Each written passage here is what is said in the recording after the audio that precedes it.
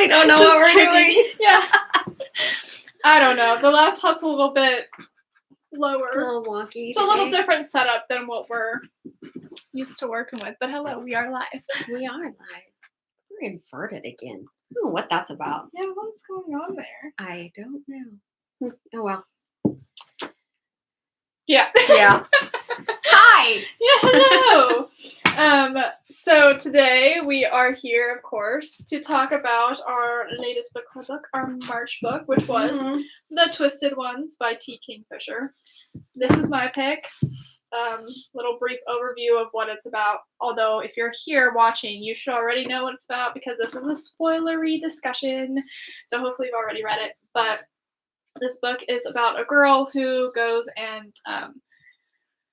to her grandmother's house after her grandmother passes away because her dad has asked her to return there to kind of clean it up and maybe get it ready to sell or whatever. And so she goes and takes on this task, not realizing just how big of an ask it was because her grandma was a bit of a hoarder. But maybe she was hoarding for a reason. Maybe.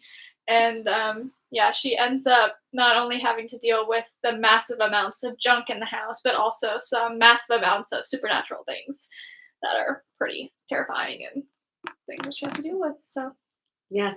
Yeah. It's a lost manuscript story, too, because she finds a diary of her step-grandfather's, and that leads her to search for this manuscript that he typed or wrote, too, that talks about the white people. The white people. The holler people. The holler people. Yeah. So. Yeah.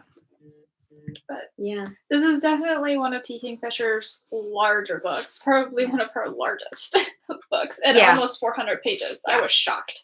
Mm-hmm. I started, per usual, I kind of left this to the last minute, thinking like, oh, it's a T. Kingfisher, even though I knew, this inverted thing is getting. I know, right? I knew what this book looked like, and I still, in my brain, was thinking, oh, it's T. Kingfisher, it's short. It's short. Quick, whatever. I finished this about, right before I left to come here. I was down to the wire with this one.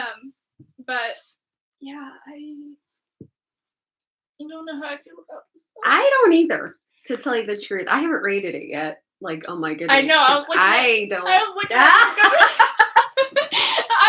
I was like about maybe halfway through it or so, and I saw that you had, because I was like updating my Goodreads finally, putting in there that I was reading this book, and I saw that you had already read it, and so I was snooping like, what'd she rate it? Because I need to know, because right now I'm not feeling a high rating at the moment. Yeah, I'm not sure how I feel about this book. No. I mean, I like her writing, as I always do. Mm-hmm. I don't know. Maybe once we discuss it, we can come to a conclusion. But I don't know. I don't even know what my problem with it is, honestly. I really can't put that into words. I feel like I don't know. I think that this one might have been too long. Maybe. Because maybe. I think that's the thing. And I think T. Kingfisher does a great job with writing short stories that leave you wanting more.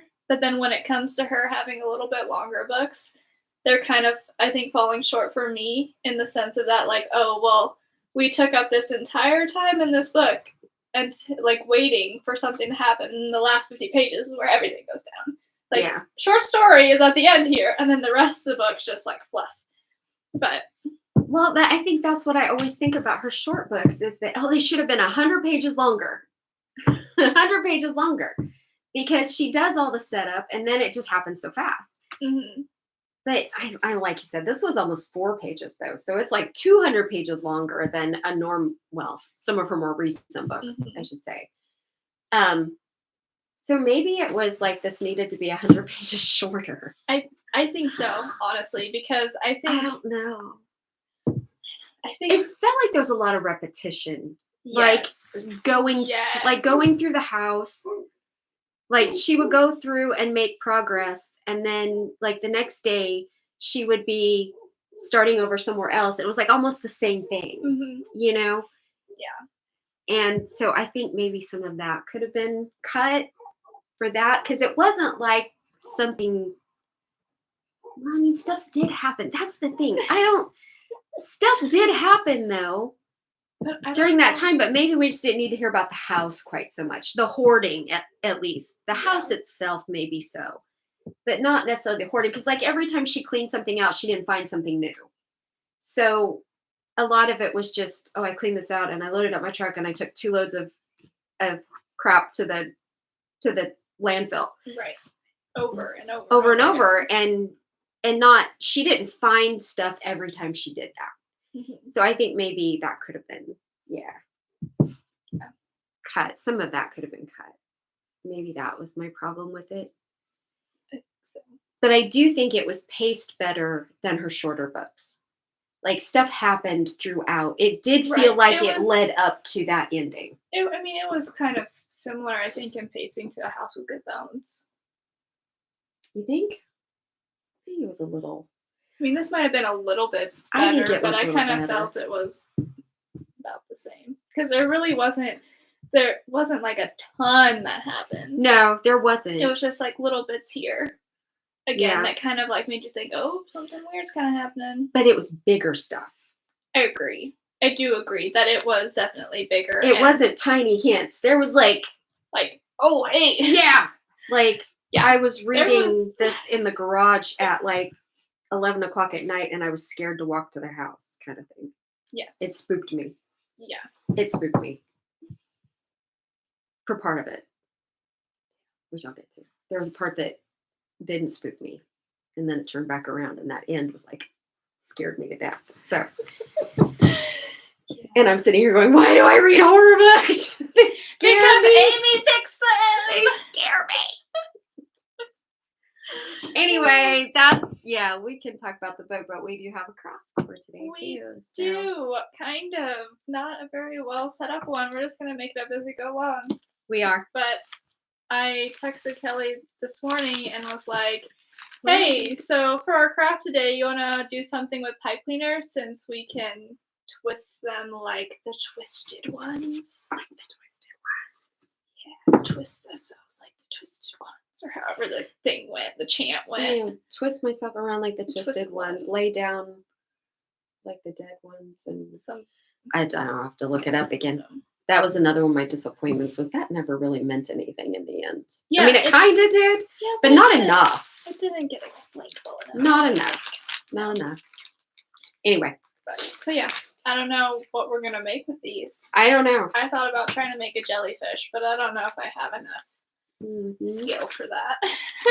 I thought I'd make a flower. I think I can make a flower. I think. Maybe.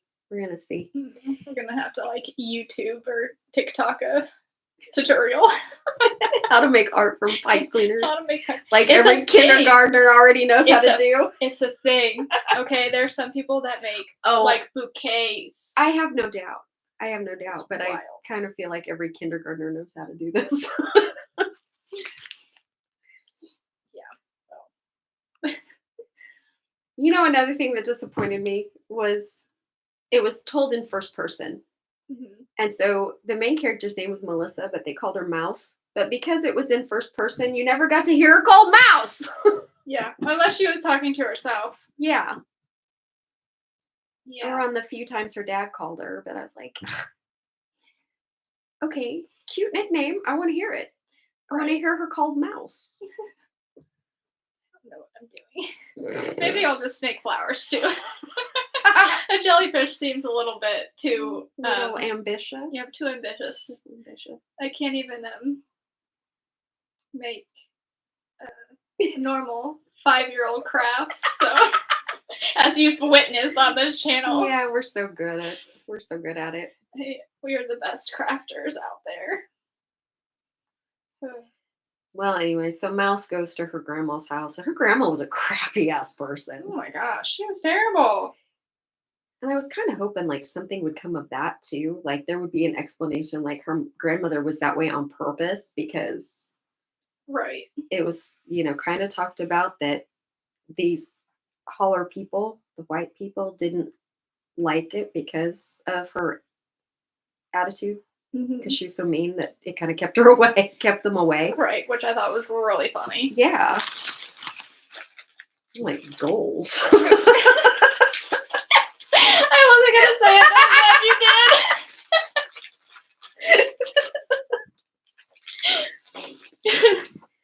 So she goes to clean out this house and of course finds her grandfather's step grandfather's diary and stuff, and he talks about like he was from Wales and where he called these people the white people, and here in North Carolina, North Carolina, they called them the holler people. Because But see, that was just hollers. that was just it too. Is that look, she made a flower already, and I have a stem with some leaves. It doesn't look very good. I wish this dang inversion thing drives me nuts. They never really told like the myth story, like what these people did or Right. why they were a myth of the place. It just never like, it wasn't like a boogeyman kind of story where, be good or the holler people are gonna come get you or Yeah, like why were they that was the whole thing. It's like we didn't get the why. yeah, why was everybody Why were they there? What why was their purpose? why was everybody scared of them? Why was there this what was up with the stones? Like Yeah, there wasn't any like myth story involved in it. And I think it would have really benefited from that. Yeah, I think so too. But anyway, Mouse has a dog too. Bongo. Not after the drum. After something else that I don't remember. A kind of antelope. Oh yes, that's right. Because he looks like one when he when runs. he bounces and runs. So I mean, anyway, they're out on a walk and Bongo kind of scents out this path, and when she follows it, she ends up in this place of the stones, and that's kind of how it starts off with her deal. Yeah. But it never really explains it. But these stones have really weird etchings on them or carvings on them that seem like kind of to move, and they're all twisted up. So, the twisted ones. And she tries to make a face. She tries to like copy one of the faces, and it's like her mouth kind of takes on like she can't undo it, and she has this thought, oh my god, it really is gonna stick this way. Yeah. It makes me think of the supernatural. Of course, everything makes me think of supernatural. Everything is supernatural. But it makes me think of the episode where the little boy who's like half angel or whatever, he his parents always told him, well, if you make a face like that, it'll stay that way, so don't do it. And so his powers kind of makes the whole town that way. Yeah. And so then there's a dude that checks into the hospital, just like, and get this, there's a dude over here, his face, he made the space, and it stayed that way. Oh, that's a good episode. Anyway, off topic. Yeah, so like, that was the thing. You never did quite learn who these white people or holler people were. I mean, they lived in this kind of different realm. So in a way, it was kind of like fairies, but not. Yeah, I think they compared it to fairies at one point. Yeah. For like when they were in Wales. Yes.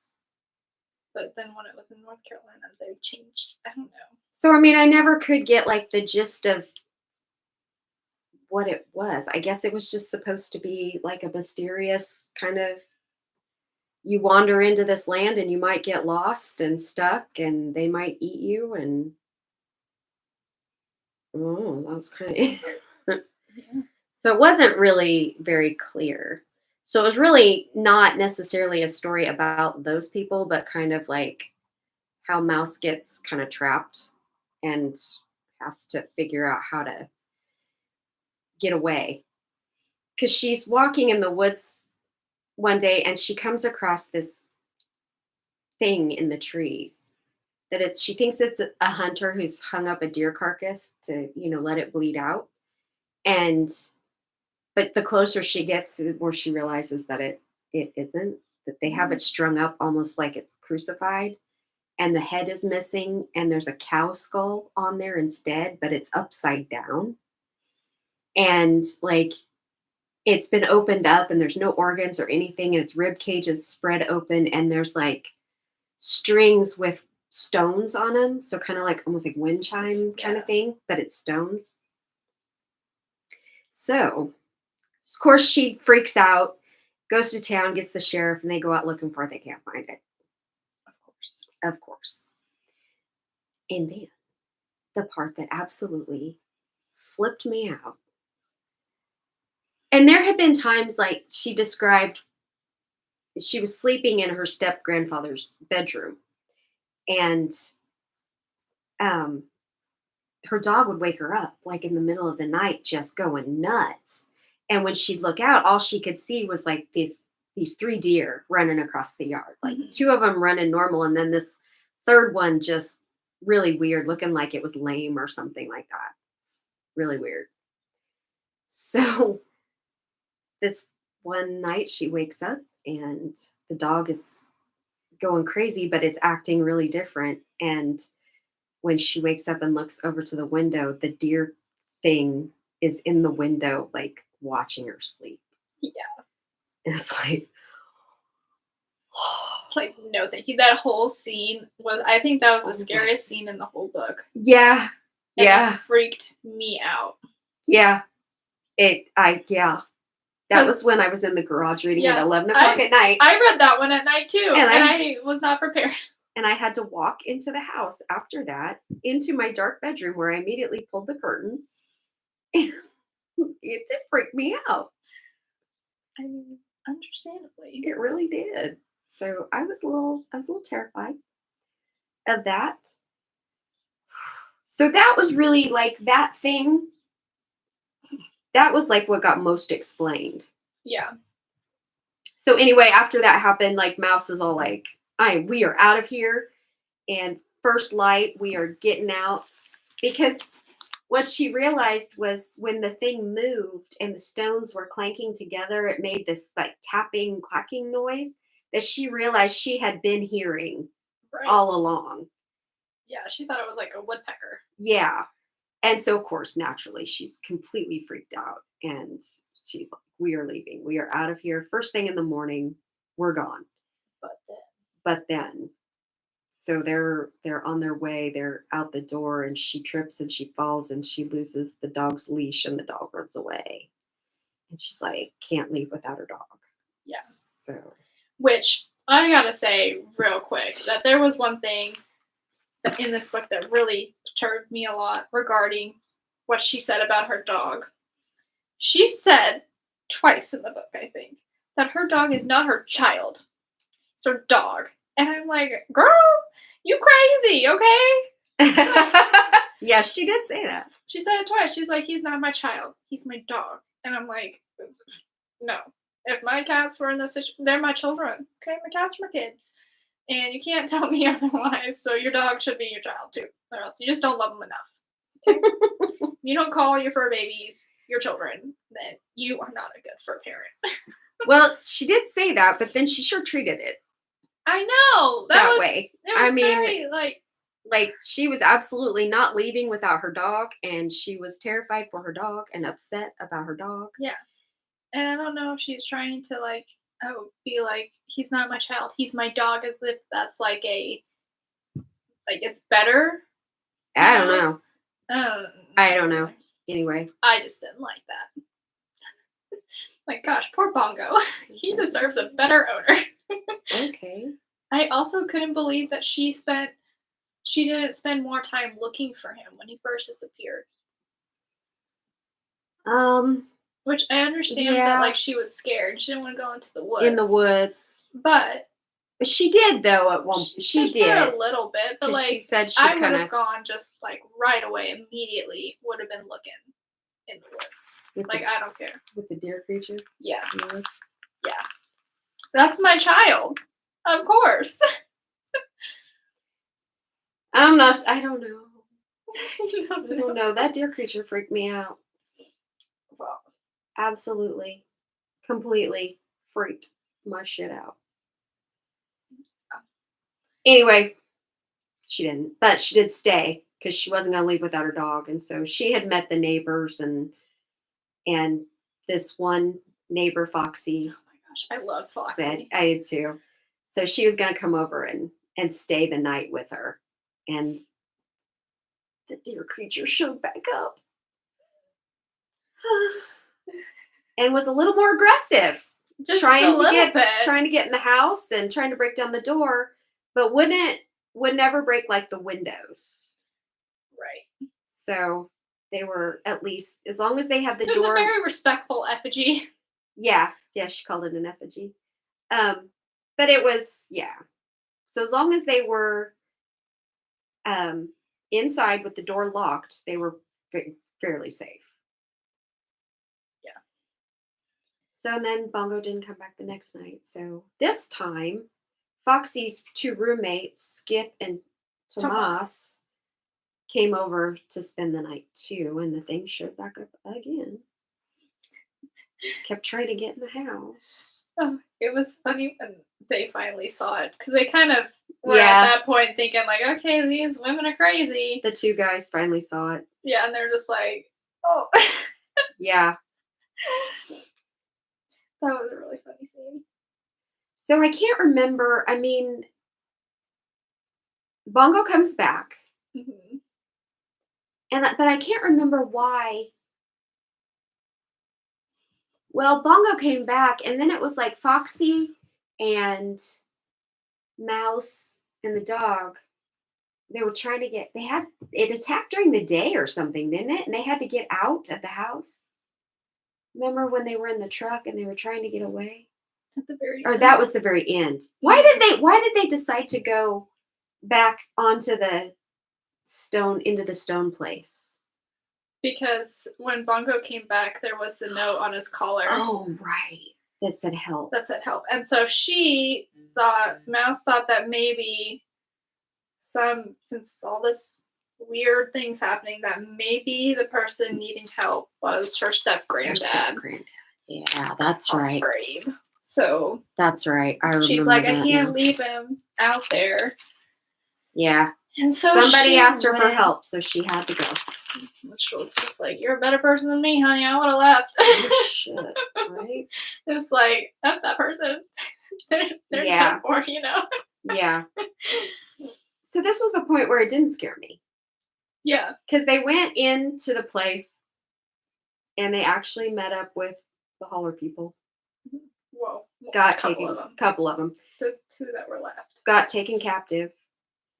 And basically what it all boiled down to was these effigies were, because they were trying to figure out where they came from, who made them, and all this. And when they got taken, they only ever saw two of the white people. And so they were wondering, where the heck this stuff came from. But what they found out was that these things were making themselves. Yeah. They were taking parts from, well, just like trash that they could find. But also like dead things. Dead people. Dead people. Dead babies. Yeah. And one of the white people that they met, Anna, had, okay, so there's a stone that can make you pregnant. Okay, so one of the twisted things, the white stone, can make you pregnant. So anyway, it's funny when Mouse and Foxy saw the stone, and Mouse finally realized what it was, a carving. Yeah. And it's just like, well, I've seen this twice. I should be pregnant now. It's just like, Foxy. It's just like, man, that wouldn't be magic. That'd be a damn miracle. Yeah. Foxy's like in her 60s.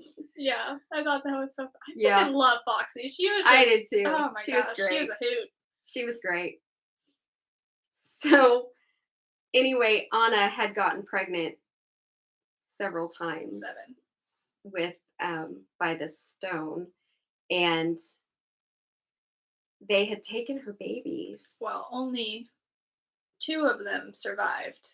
Childbirth. Yeah, the other But 5 did not. But they used them all. Yep.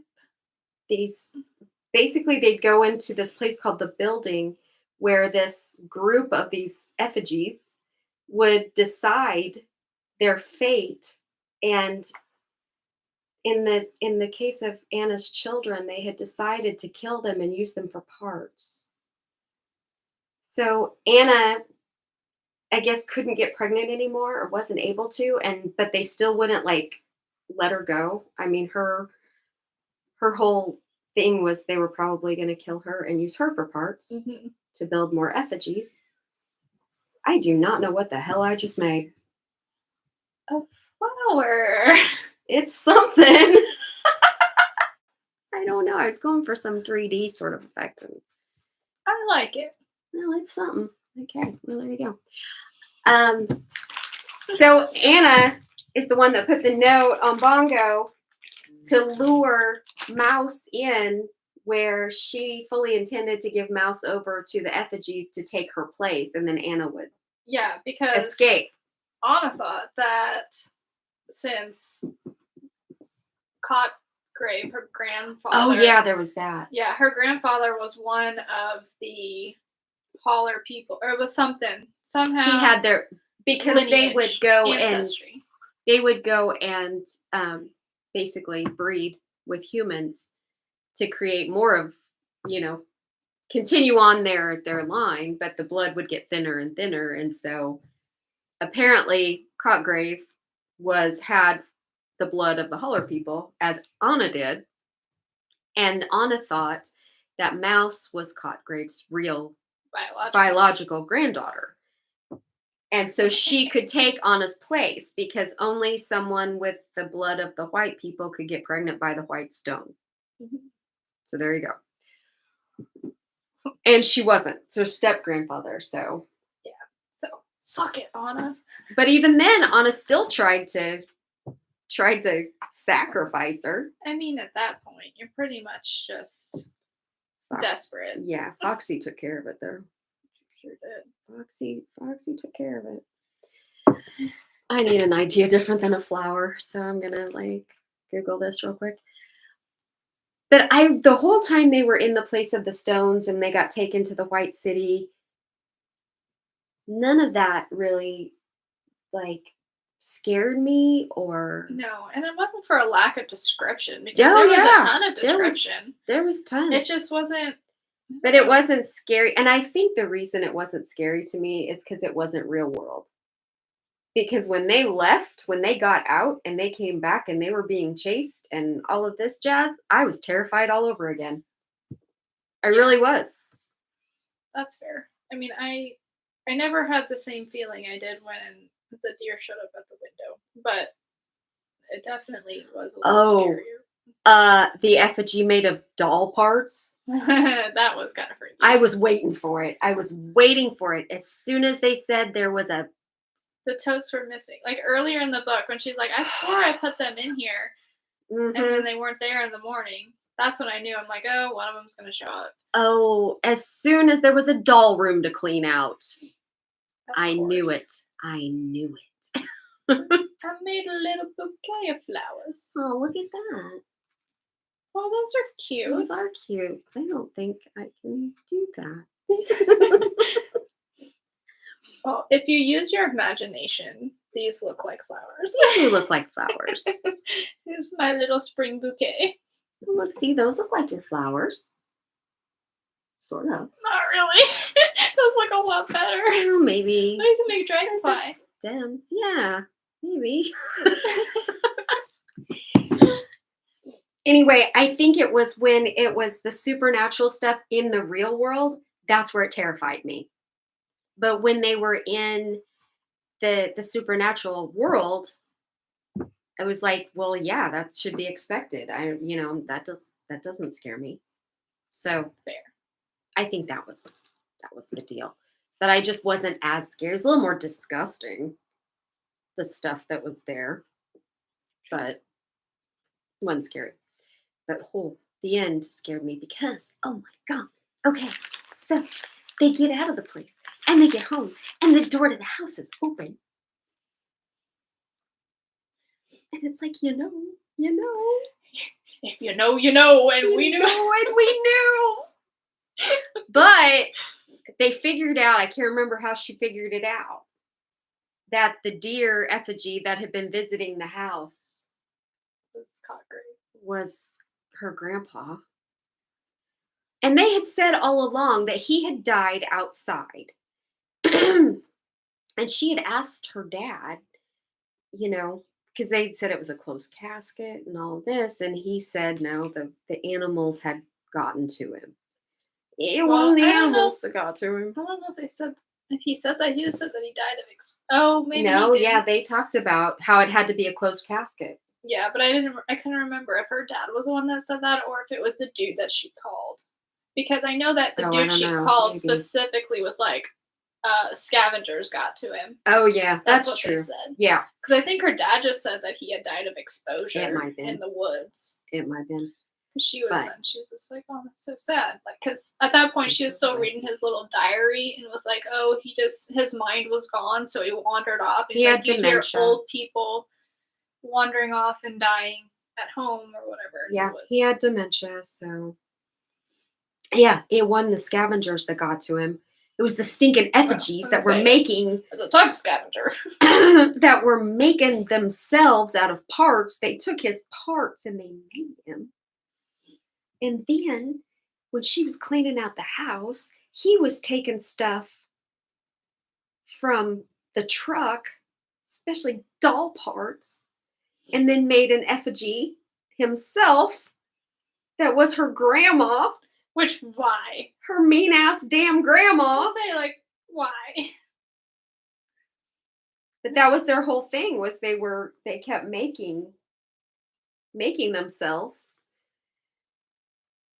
because they were the servants to the white people, was the effigies. Yeah. And so they kept, like, recreating themselves and thinking that their masters would be coming back, because the white people had kind of all died off because they kept just breeding with humans and their blood kept getting thinner and thinner and they just kind of all died off. But the effigies, being dumb creatures, just kept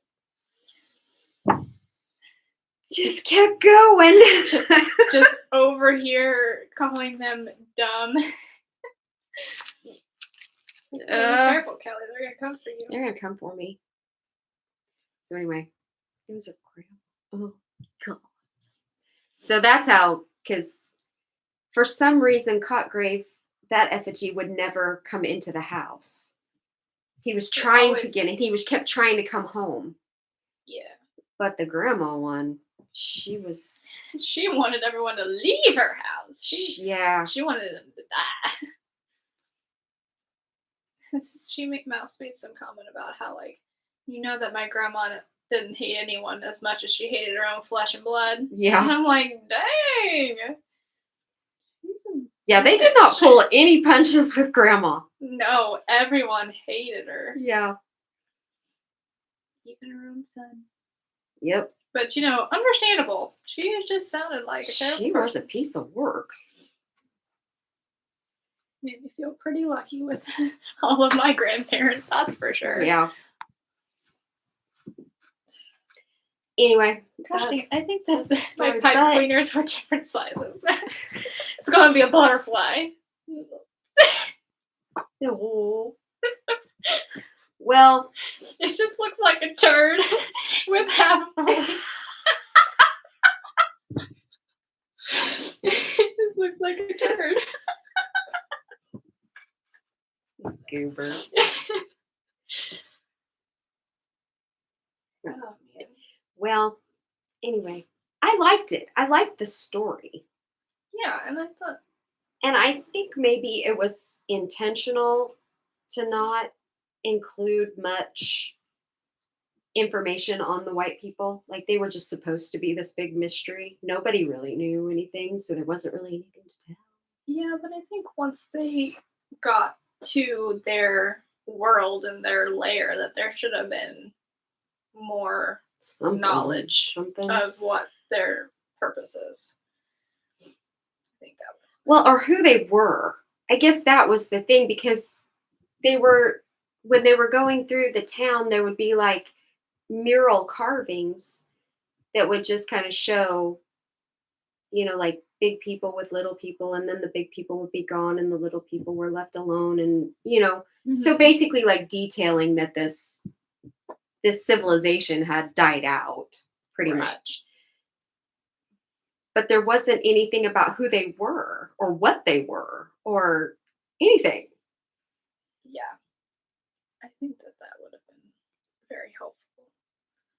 So something. I needed a reason. Something.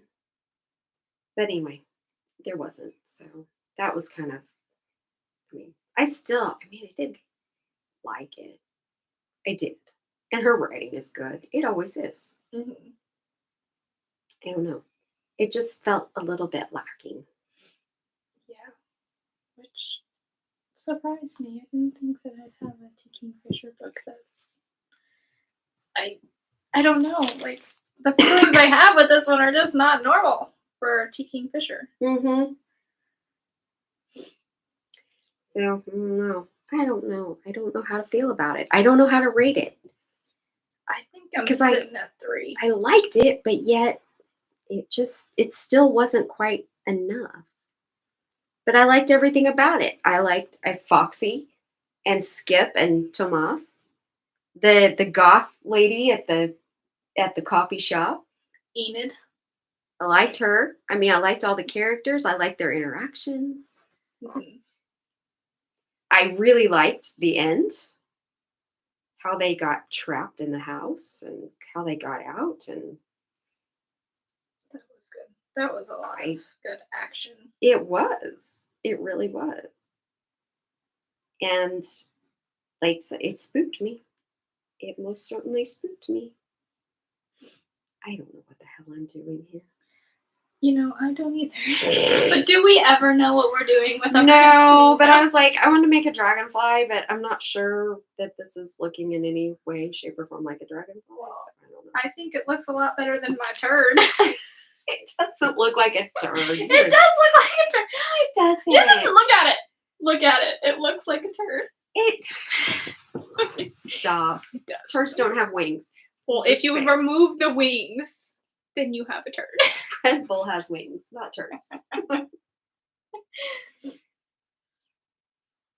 So it's good storytelling. It really is. It always is with T.E.E. It just didn't feel like quite enough, I think, for me. But maybe that was the point. Maybe it wasn't supposed to be. Maybe it was supposed to be mysterious, and it is based on a horror story. Because I always read the author's notes. Based on. It's based on. I think it's called The White People. It was written in like 1900 something or other.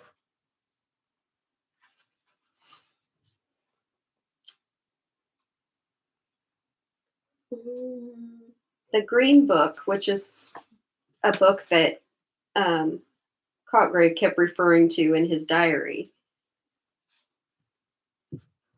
is from Arthur Machen's found manuscript story, The White People, published in 1904. This is one of the great classics of horror. Pardon? I've never heard of it. I know. He said his novel, The Great God Pan, gets a lot more press, but for my money, The White People is far superior. Like Pan's Labyrinth? No, The Great God Pan. But it was written in 1904. Long before my time. So anyway, it was kind of based on that. I never heard of it. Never read it. No, not hardly surprising, but still. So anyway, that's interesting little factoid for the day. Indeed.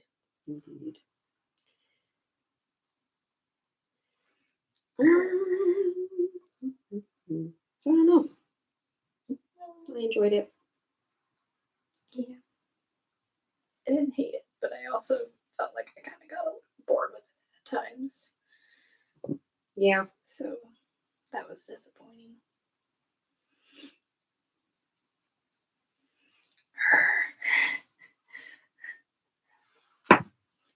It looked better before, and now I just made it worse.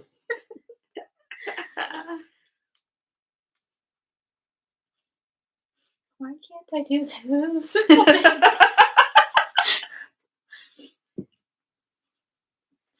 We need to stop doing things that require us to be artistic.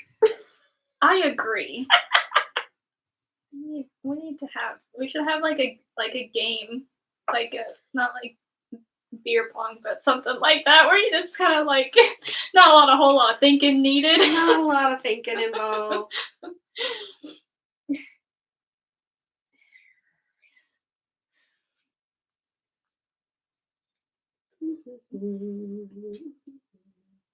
So was Foxy your favorite character then, or did you have someone else that you liked I still think I really like Mouse. more? Okay. I do. Not a bad choice. No, and what I thought was really neat about Mouse's character too is when she was talking about how their family worked and their family dynamics. Of course, the grandma was nobody. Nobody wanted to deal with grandma, but like how her dad never asked her for anything, and so when he asked her to go clean out the house, there was no choice involved. It was like, you had to go because your dad asked you to do it. Yeah. So I thought that was kind of, talking about their different family things and how after her mom died and his dad or her dad tried to get her to stay with her grandma and how that wasn't going to work. So yeah. So he sent her basically off to live with her aunt.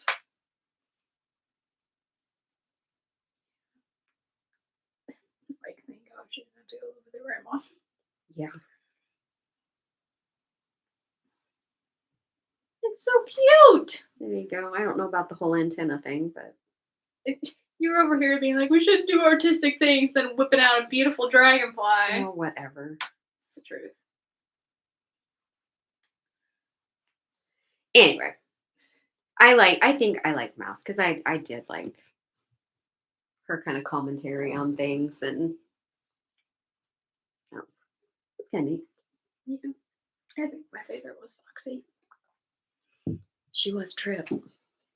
That's for sure. I loved it. Mm-hmm. She and Skip and Tomas lived together in this like mini commune. Yeah. That was like across the street. When they were calling it a commune before we met everybody, I was thinking, much bigger, and then there's just like only 3 people. I'm like, that's not a commune, but you can call it that if you want. It's just the 3 of them. Yep.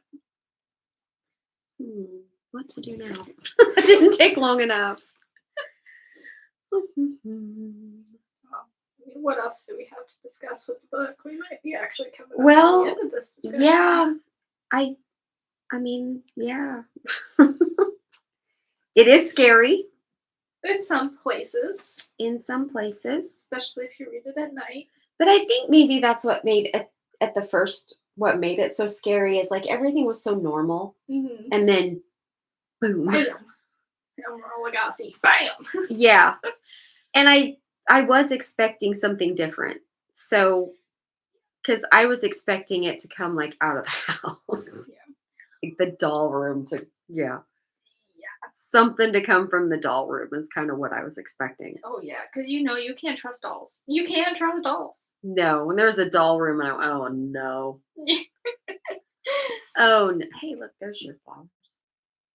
And they did a little spiral in the middle. Well, how about that? So, I wasn't quite expecting the way it turned out, but it spooked me pretty hard in a couple places. It's good writing. It's a good story. I mean, it's not like the story itself doesn't make sense. It follows pretty well. It's not like it jumps around or makes great leaps that you're like, wait, how did we get here? Even if the white people are never really explained, everything else is. That's true. So, there's that, but I don't know. Something about it just still bothers me.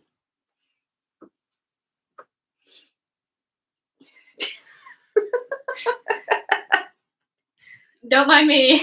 Don't mind me. Just struggling. Just over here doing something. I don't know. I think that's about all I have to. I find it kind of interesting how the couple of books that have really freaked us out have involved some type of like a deer or an elk. They kind of have, haven't they? Yeah. Just thinking back to our Stephen Graham Jones experience. The elkhead woman. The elkhead woman.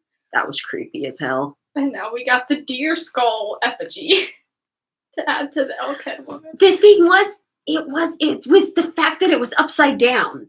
I mean, of course, Or maybe the fact that it didn't, I was saying, maybe that, or the fact that, there were no eyes, just eye holes, I mean. Or, a skull on a dead deer that's flayed open with wind chimes. Hagstones. Yeah, the fact that it might have been all that. I don't know.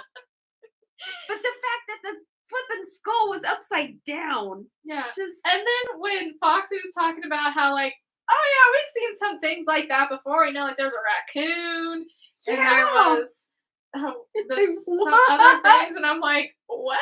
She's like, fire kills them. And I'm like, fire kills everything. You're right. We set fire to flamethrowers is what we need. Fire kills everything. I'm surprised that the commune didn't have a flamethrower. Yeah, kind of like the hillbilly kind of a thing. You're gonna have some type of big fun toy like that. Yep. Right? That's funny. Commune.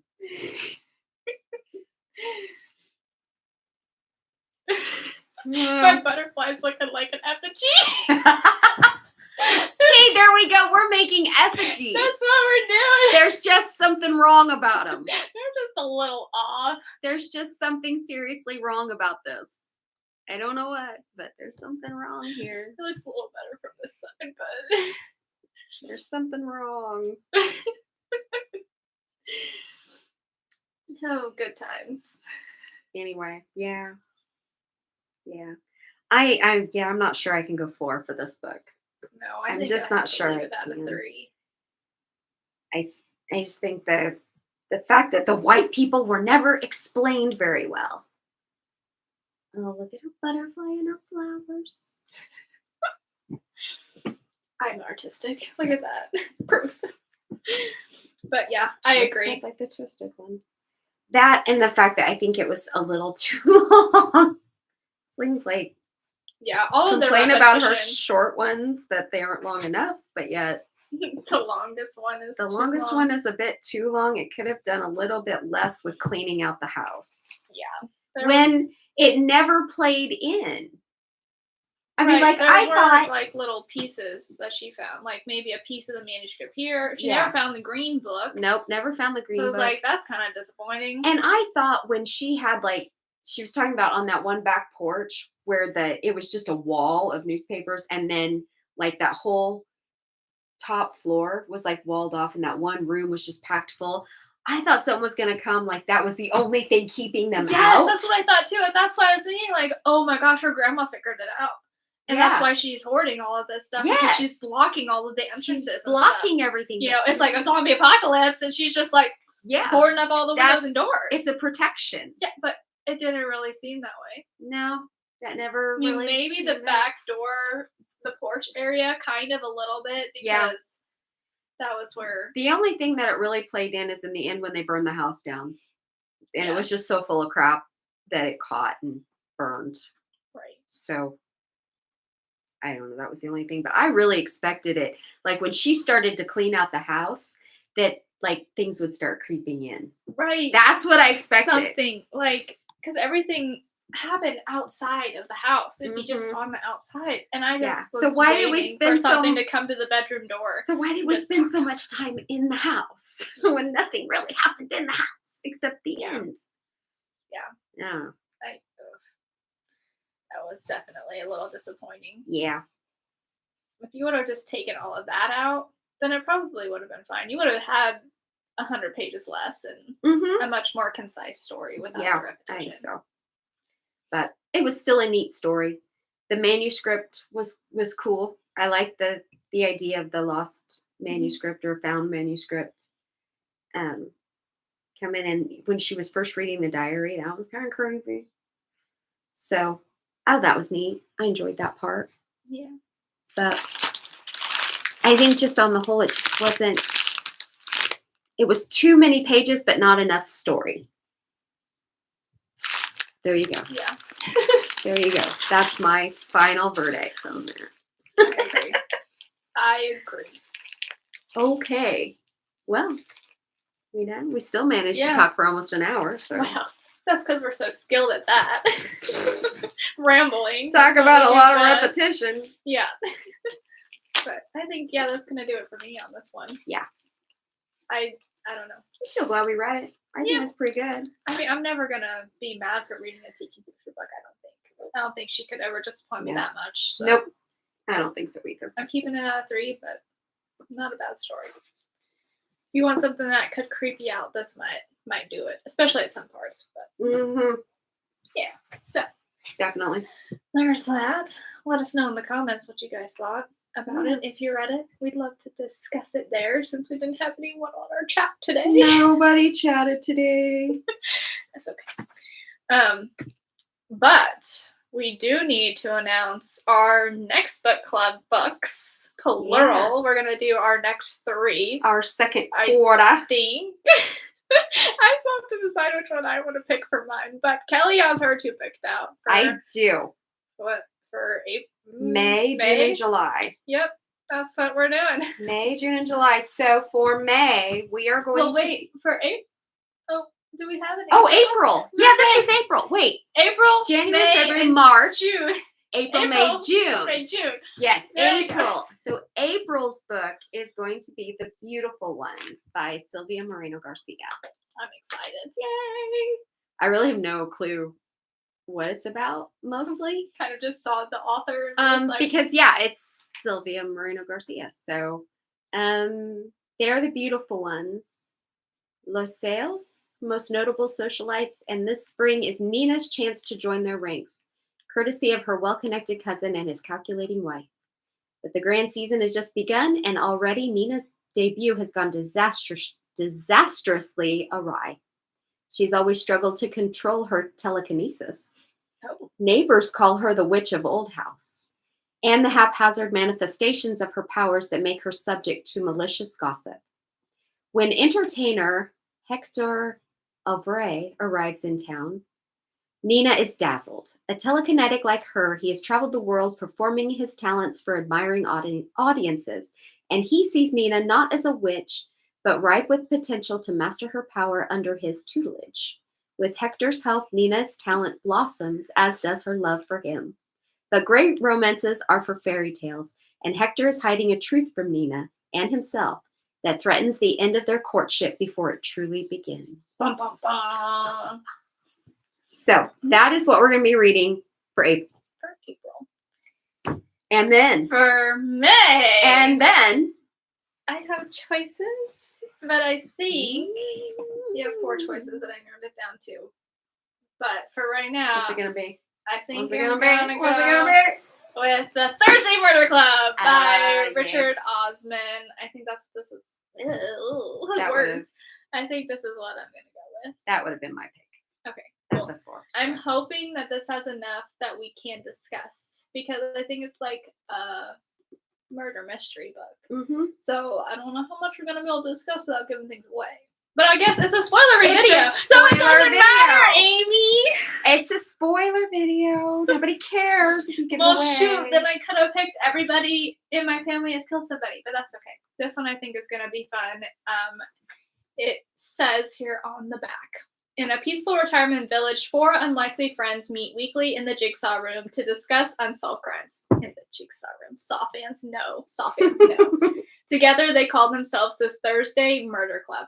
When a local developer is found dead with a mysterious photograph left next to the body, the friends suddenly find themselves in the middle of their first live case. They might be senior citizens, but they are cleverer than most. As the bodies begin to pile up, can our unorthodox but brilliant gang catch the killer before it's too late? Dun, dun, dun. Dun, dun, dun. I was trying to figure out if it was a group of women or men, because somebody that I initially thought it was a group of men, the senior citizens were all men, Mm-hmm. but somebody that I was watching on BookTube said it was all females. So I don't know. We're gonna have to read and find out, I guess. I'm kind of hoping that it's a group of men because I think that'd be really funny, and I just group of little men. Yeah, I just think that'd be really cute, and it'd be a little bit more funny. And we had the whole older women with. We did Already with that one book that we read. Killers of a Certain Age. Yep, that one. So representation, hopefully, of both genders. We'll see. But anyway, that's the May book pick. And then June, which I don't have a copy of yet. Because it's a beautiful cover, if I remember correctly, like orange with flowers and things like that. Yeah. Is The Haunting of Alejandra by V. Casto. There you go.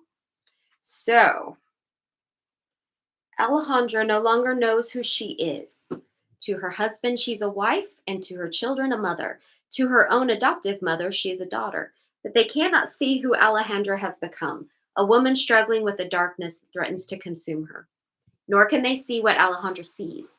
In times of despair, a ghostly vision appears to her, the apparition of a crying woman in ragged white gown. When Alejandra visits a therapist, she begins exploring her family's history, starting with the biological mother she never knew. As she goes deeper into the lives of the women in her family, she learns that heartbreak and tragedy are not the only things she has in common with her ancestors.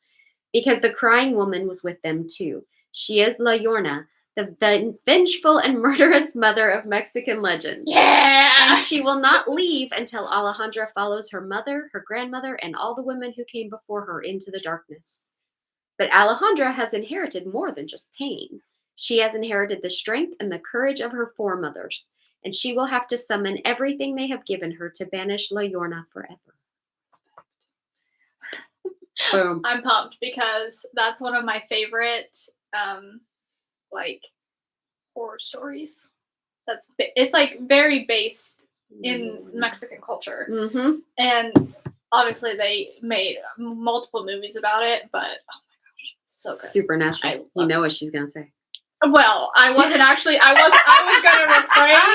gonna refrain. But you brought it up. So, they had the whole woman in white. That's the first episode. Second. It's one of the first. I don't think it's first season. It is in the first season. I don't think it's the very. Oh, maybe it is. I think it is. Yeah, actually, I'm pretty sure it is the first episode. I should know. I've seen the show like 20 times. But yeah. Yeah, it might be the woman in white's the first one. Yeah.